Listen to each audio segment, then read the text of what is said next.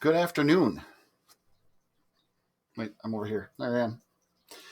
Um, I am going to talk to you about the beginning of the civil rights movement, do a little lecture online about the Jim Crow era in the South and what it was like for African Americans. Okay, so in your assignment, you should have something that looks like this.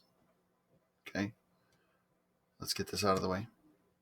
All right, and it has this information that I'm asking you to fill out.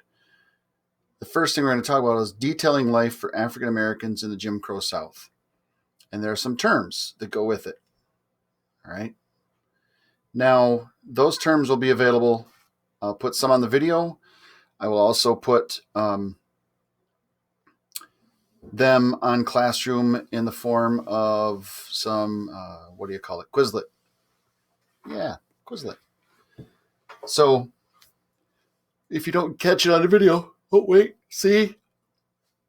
Aiden? No, I'm just kidding. Who was always blaming for yawning? It wasn't Aiden.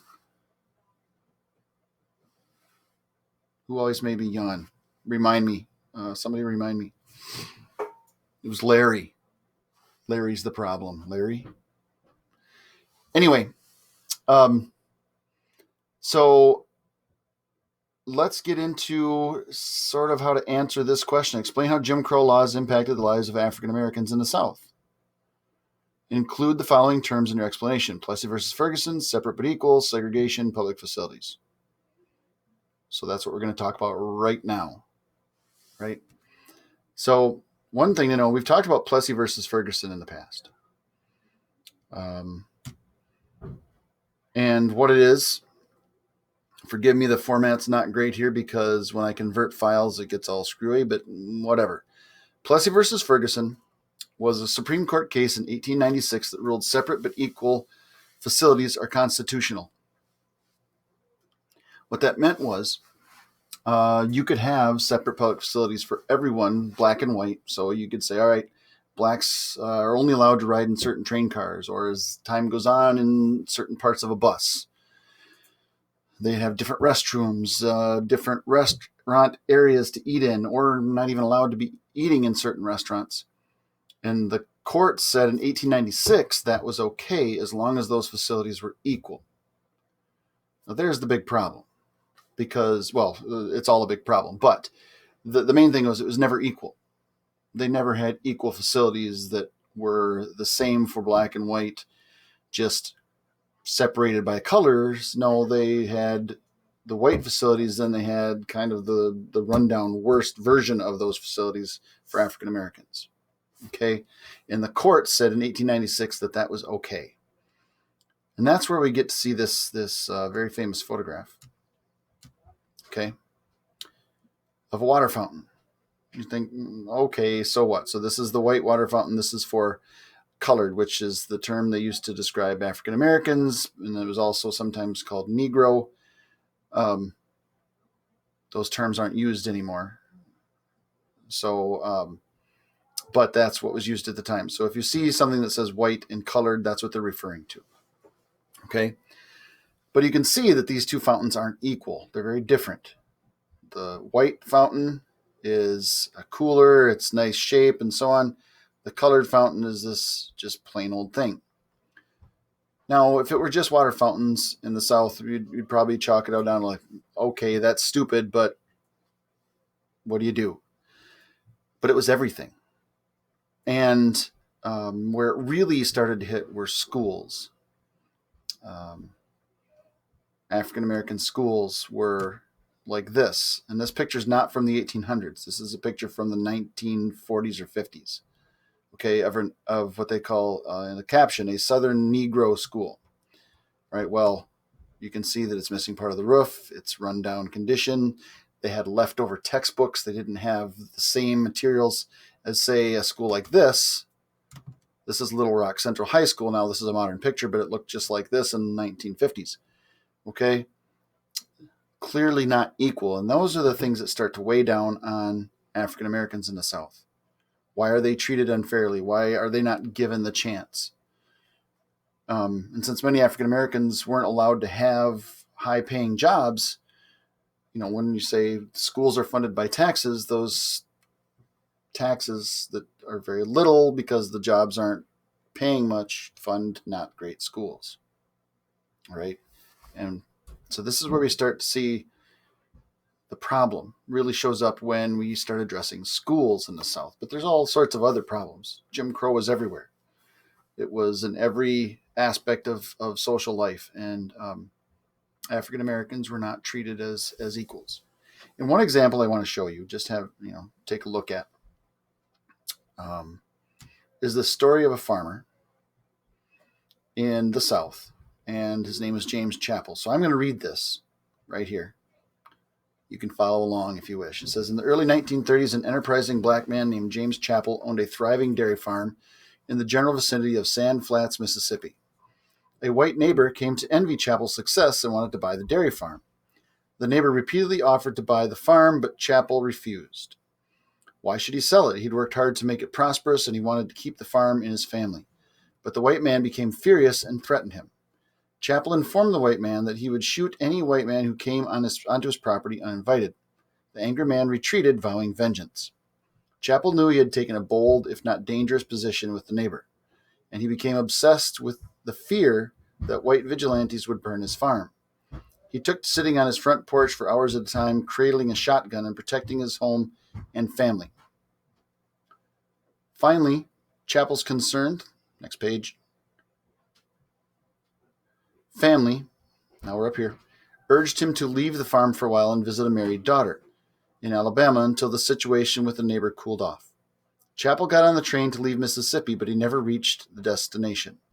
The family later found out that a group of white men stopped the train and took Chappell off into the woods. He was never seen again. All that was found of him weeks after his abduction were his watch and his bloodied shirt next to the Chickasaw River, south of Quitman, Mississippi. By that time, Chappell's widow had sold the farm to the angry, envious white neighbor for far less than it was worth. If she hadn't, she knew that she too would have come up missing. James Chappell's abduction and murder was another reminder about the risks of being black in Mississippi, and it reinforced to his extended family, like so many black families, that security could never be taken for granted, and they had to look out for one another. Right? So what we learn from this story is just how serious white Southerners were about enforcing Jim Crow laws. There's another story that I want you to check out. I'm going to post a video for that about Emmett Till, a young African-American boy from Chicago who went to visit his friend or family in Mississippi and learned through a pretty horrible story. Well, he didn't learn, but others around him learned just how far white Southerners would go to protect the way of life that they had. And so I'll have you take a look at that video. I'll post that also on Classroom. But one thing that really breaks this system down is the attempting to address it in courts. Remember the NAACP? We talked about that in a couple of units. The National Association for the Advancement of Colored People is what it is. Started in 1909 to fight against Jim Crow laws. In 1954, there's a very famous case that you're going to read the majority opinion on in your assignment, but it's about schools, right? So let's go look at this slide again. Actually, I think I have it right about here. This is also in your worksheet, all right? It's right here. But we'll talk about that. So in this part, Plessy versus Ferguson leads to separate but equal, right? But there was never separate but equal facilities. Segregation becomes the law of the land in the South, where blacks and whites were kept separate in almost every aspect of social public life. And they were kept separate in many different public facilities, from bathrooms, public restrooms, to restaurants, to train rides, to taxi cabs, to everything, buses, we'll talk about buses later, but everything, even work. And when you look at how it was enforced through strict rules, you could be arrested, but more frighteningly, you could be murdered for some simple violations. White vigilantes would come after you. And every year, somebody always asks me, "Well, that drinking fountain. So what? What if a black person drinks from the white fountain? Who cares? They did, not the African Americans, the white Southerners." And that's where it's dangerous. For something as minor as, say, an African American drinking what we think is minor from this fountain could end up in lynching and killing. That's how serious they enforced it in the South, how seriously. And the story I want you to watch the video on is about this boy named Emmett Till, right here. And I'll post that video link as well as this other material. Okay. But that should help you at least get the major ideas here of what you're looking for. If you need to re-listen to it, pause it, look at the definitions. Plessy versus Ferguson is the law that says we can have separate but equal facilities, and that's constitutional. In 1896, it makes segregation, this over here, legal. And all public facilities are then affected by that. And you might give some specific examples about what types of public facilities are affected. The next thing we'll get into is then the Brown versus the Board of Education decision, but I'm going to make that a separate video. So for now, watch this, answer the first question, come back later, and we will talk about Brown versus the Board of Education of Topeka, Kansas.